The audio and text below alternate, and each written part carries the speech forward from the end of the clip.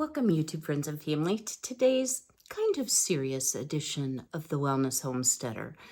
So, as the title implies, I've been keeping a secret from you all.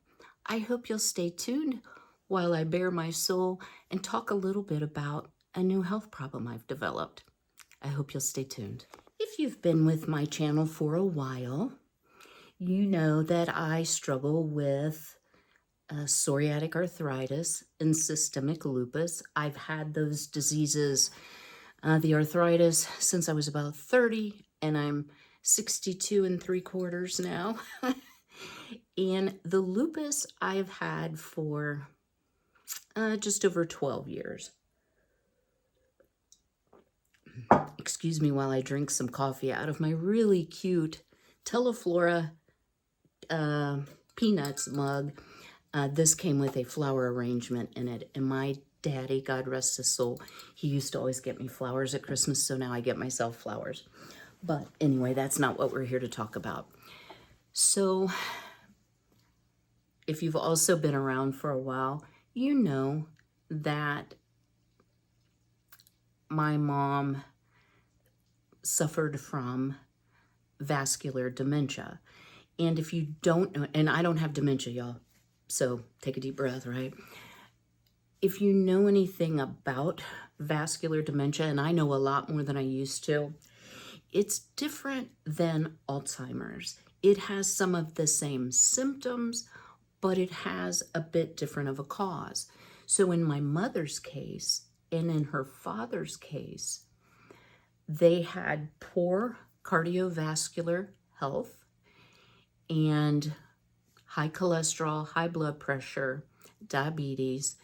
My mom was not on insulin, except like if she would have to go in the hospital for a surgery or something and her body was under stress, she would usually be on insulin then. But my mom was not your stereotypical diabetic because she ate anything she wanted and she was tiny, tiny.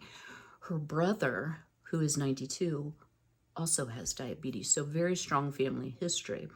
But what happens in the vascular dementia is that blood flow is interrupted to the brain, or you make a small blood clot, and you have these little mini strokes, sometimes called transient ischemic attacks or TIAs. I'll try not to get too nursey on y'all. So that will cause various areas of the brain to not have enough oxygen, which leads to memory issues. Now, my mother's dementia was much worse than my grandpa's. He was a much worse diabetic. He had been insulin dependent for years, also had to have a leg amputated. But anyway, net of this whole discussion is, as I watched my mom at end of life, guys, it was not a pretty homegoing in any way, shape, or form. And although my mom had accepted the Lord Jesus Christ as her personal Savior and knew she was going to heaven, and she knew that to the very end, in that part it's joyous because her body's now perfect and she doesn't have any of these diseases. But let me tell you what, y'all, one of the things that I determined is I do not want to go down that road. So I can't speak to my uncle, but my grandpa and my mom were wholly non-compliant with anything that had to do with dietary restrictions or taking medication on the regular. They weren't good about it. And my grandpa lived to 82 and my mom lived to almost 88. So obviously it didn't shorten their life as much as it affected the quality of life. So I had noticed some symptoms. And y'all know I've gained weight and I'm overweight. And so I went to the doctor for my quarterly visit. I go because of my lupus. And my doctor, who is now retiring at the end of the year, is pretty conservative. But what I explained to him was, I don't want to go down that clinical road that some of my family has. So whatever it is I need to do, I need to do it. Like, I want to be given a diet. I want to get my blood work checked. I started taking a vitamin specifically. My mom was almost blind, as was her dad, for macular degeneration, AREDS 2. And I'm not giving you medical advice, I'm just telling you what I did. Well, my doctor's approach to it was, you just need to push back from the table. Well, I kind of already know that. And y'all, if you're here to tell me I'm overweight or criticize cooking that I've done in the past with maybe some unhealthier food choices, lots of butter and lots of sugar, please don't, y'all, because I can't go back. I can only go forward, right? So I'm aware of all that. So I want to encourage you all. You know your body, and if you think something is off, which I could tell something was off, go and get another opinion. Now, this is not to criticize my physician. He's been a wonderful physician for my dad, for my mom, and for myself. However, he's a little bit old school, and he really wasn't listening. So you all know I always have my, what I call my sippy cup. I'm a heavy liquid consumer. I've kind of been that way my entire life. However, I had noticed that my thirst was pretty bad. So he did check my blood sugar. It was still in the normal range, but that's all he did. So there's a couple schools of thought now for monitoring blood sugar. One is the one-off, what is your blood sugar at this moment, whether you're fasting, whether you're within 2 hours of a meal, and there are guidelines for that. And there are little machines where you prick your finger that will do that for you. The second type that is much more indicative of what's going on in your body from a diabetes standpoint is called a hemoglobin A1C. And what this does is it somehow measures a 3-month look back of your blood sugar stability. So are you having really high spikes? Maybe that fasting sugar's okay, but are you having ups and downs? And those ups and downs can wreak havoc on all of your body systems, your heart, your lung, your kidneys. It's just a bad disease to have, right? So I did get a second opinion, and y'all, guess what? I guess I know my body because indeed I have early diabetes. Now, the good news is, y'all, with telehealth and telemedicine, I am actually getting the care that I need through Marley Medical. I can leave a link to their website below. So they focus on the national, and I may be saying this wrong, National Diabetes Prevention Protocol. So they are using evidence-based data to help people like me who have a bad gene pool. You know, some things are just genetic, and it's really not something I've done.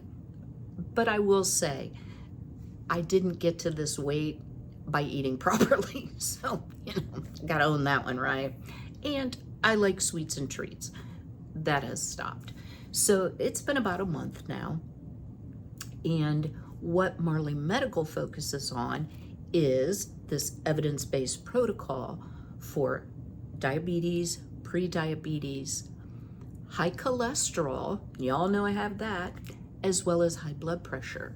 And their goal, because those are things that we know can impact your quality of life and cause the vascular dementia. That's not a good trifecta to have, right? So I have been on medication now for about 3 weeks, and I now have to poke my finger. But the thing that's so neat about Marley Medical is they send you a scale that's automatically linked for you to weigh yourself on, monitor your progress. They send you, if you're hypertensive, which I am, a blood pressure machine, and that automatically uploads. Every month you have I'll say a live webinar where they talk about eating strategies or exercise or diet related to heart disease or high cholesterol, etc., etc. And they are wonderful, y'all. I cannot say enough good about them. So how is that going to change my channel, or is it going to change my channel? Well, y'all, this program goes for a minimum of 4 months, an average of 6 months. And it's going to take me that long to lose the weight. And I haven't varied from the diet, but when you have diabetes or pre-diabetes, weight loss can be a big challenge just because of your insulin resistance. So that's why have been struggling so much, even though I felt like I had cut back my intake. You know, you got untreated diabetes, you're going to have more weight troubles. So the plan is within that 4 to 6 months, because of all the education that they give you, and it's included. They don't charge you for a doctor visit every time you have an educational session. They send you worksheets, you get homework every week. It is a full-on lifestyle change for me, because I like biscuits and gravy and fried potatoes, which you can always have a small amount of anything periodically, but a steady diet that's unhealthy, that just can't be anymore if I don't want to end up with full-blown insulin-dependent diabetes. So it's a challenge. And what you may notice on my channel is that I'm cooking different foods. Now, it doesn't mean that we still can't do our Throwback Thursdays and our vintage cookbooks and things like that. It doesn't mean that at all. It just means I may choose not to make a Jell-O salad or all the goodies, sweets, and treats, pardon me, for Christmas. I am going to limit myself to one thing for Christmas, and that is I'm going to make a fruit cake. And y'all may be going, just trust me on it.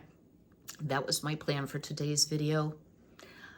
Guys, I have not been able to find the candied fruits anywhere. I finally had to order them from Amazon. They're quite pricey. This is an expensive item, and I have to get some bourbon, only half a cup, and that all cooks out and mellows out, and you don't taste it because I can't even stand the smell of it. So I will be making that and gifting some of it to people who I know very much enjoy our family's fruitcake, and I'll be sharing that recipe with you as well. But I may not do quite as many treats, and you may notice maybe some more veg, more side dishes. One of the things that I'm finding extremely difficult, y'all, and I know so many of you on here have shared that you're diabetic, and my heart just goes out to you, because this is like, I'm having to think about food in a way I've never had to think about food before. And I never had a weight problem, y'all, till recent years and all these back surgeries and the diabetes. I'm gonna laugh at myself. Protein. Not being a great meat eater, you're supposed to have small amount of protein every 4 hours.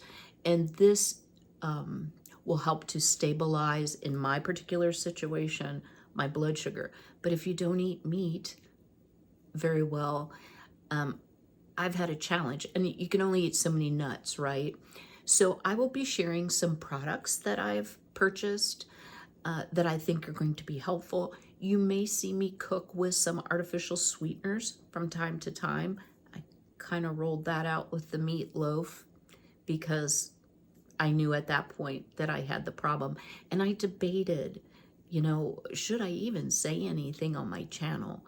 And the reason that I am, y'all, is because I like to keep it real. I think what I'm learning might be helpful to share. And I'm really trying to approach this not like, well, I'm a nurse, I know that. I'm trying to approach it like this is all completely new to me and that I never taught a patient how to eat properly with diabetes because things change. I am taking a medication. I think I mentioned that. And it is not without side effects, y'all. Let me tell you that. So I've been a little bit on the struggle bus, not always feeling well or feeling like doing a video. And for that, I apologize. And I hope it hasn't come through very much in the channel because I really don't want my issues to be reflected in my videos. So let me share with you a couple little products. And this is just like FYI. I mean, I'm not saying buy it. A couple things that I found. So if you are having trouble with diabetes or having problems with your blood sugar and you're looking for protein sources that aren't meat, hold tight and I'll share a couple with you. One of the first things you might wonder is, what are you going to do about bread? Well, it's not that you can't have bread. It's just that you have to lower your carbohydrate intake. So sourdough bread is thought to be a better option for diabetics. So I do have my sourdough starter and restarted, and we'll probably be making some of those. But one of the things that I found, and guys, this is so expensive, but it's so good. This comes from Azure, and it's Artisana Organics raw pecans with cashews. So it is actually, I hope it pretty liquidy. It's keto, paleo, vegan friendly, but a tablespoon, let me see how much protein it has in it. A tablespoon only has 2 grams of protein, but that's a little bit of protein. I also bought and why did I buy this, you ask? Well, because you know what's in it? Pecans and cashews. No salt, no added oils, no hydrogenated soybean oil, no sugar. It's very, very, very good, but you need to eat it in very, very, very small quantities because a tablespoon has 100 calories. I also have purchased this, and you can see the oil has separated, so this isn't a no stir, but this is the Santa Cruz Organic Creamy Dark Roasted Peanut Butter. And the ingredients on this are organic roasted peanuts, contains 1% or less of salt. And this has 90 calories in a tablespoon and a little bit more protein. So it has 4.5 grams. So, you don't want to just eat a peanut butter spoon. We did when we were kids. So one of the things that I have purchased from Aldi, and guys, these are not inexpensive either, but it's a good option for me. They are the Everything Norwegian Crisp Bread, and it comes in a lot of different flavors, if you will. And what I like about this is it has 10 grams of carbohydrates in one, 120 calories, but it has 4 grams of protein and it has 5 grams of fiber, which fiber takes away from your carbs. So this is a really good option. I'd like to try to learn to make some of these because I think for this little package, it was like $2.39 or something crazy like that. Another option is hummus. And you can put hummus on anything. Put it on a flip-flop, as Guy Fieri says. But This is gluten-free. It has 40 calories and 2 tablespoons, so it's relatively low in calories, but it has steamed chickpeas, tahini, water, sunflower oil, olive oil, roasted garlic, citric acid, sea salt, guar gum, turmeric. So for a non-organic, it's pretty good. I have made my own hummus, and that's probably what I'll do going forward, but I tried to grab a few things that would help me, you know, a hard-boiled egg here and there, a piece of cheese. Those are all good options too. And then the final thing is some low-fat cottage cheese, and this is very economical at Aldi. I'm pleased. The problem is it has a lot of junk in it. I have made homemade cottage cheese, and I actually have a video on it, but it's just not as good as the store-bought.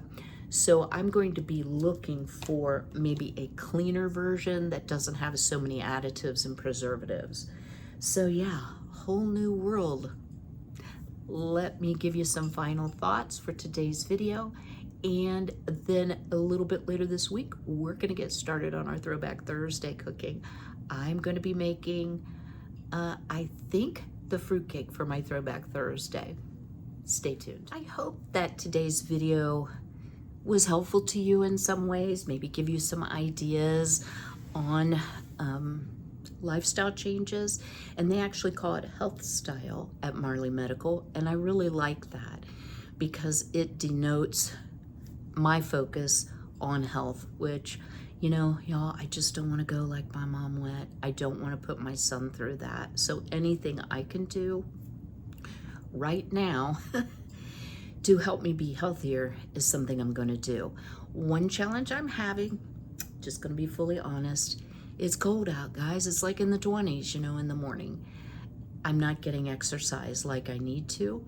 So I don't live far from the university gym. It's very affordable. It's $20 a month. They have a beautiful walking track and every piece of equipment you could possibly want. So I may have to start doing some of that.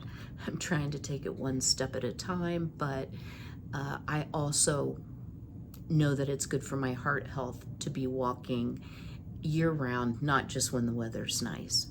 So I will see you all on Thursday. If you guys would do me a big favor, go ahead and smash that like button. Drop me a comment below. What is your favorite high protein snack that is not too high in carbs? I need all the help I can get, y'all. And I hope that today's been an encouragement, and I know it's kind of been all about me, but once again, you know, I've been on YouTube now over 3 years. So many of you I talk to privately. You've been such an encouragement and a blessing to me, and I hope I can be the same for you. So until I see you on Thursday, be healthy, be well, be blessed, and take care.